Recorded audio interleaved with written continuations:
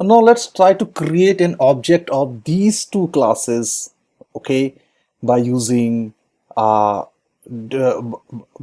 creating an object of one another. For example, let's say, see, suppose I'm taking an employee E, and we know we can create the object of employee by using employee. That's fair. So all the properties of employees plus all the properties of person, those are public and protected, will be inherited. And employee is a collection of all the properties from employees plus all the properties of person. What happened? Can we do something? Can an employee create an object of a superclass? That's not possible. Why? So this is a common sense that you need to use. Okay, the person object is not employee object is not created by using an object of person, because the person is a parent class.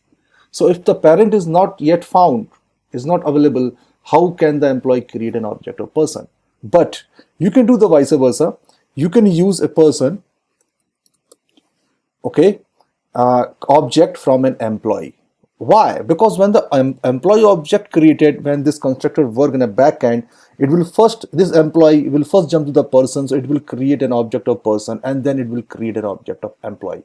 But there is a issue. All right. Yeah, there is no issue. But in this case scenario, what will happen? The methods, those who are available in the employee, will not work with the person. Only the methods available in the person will work.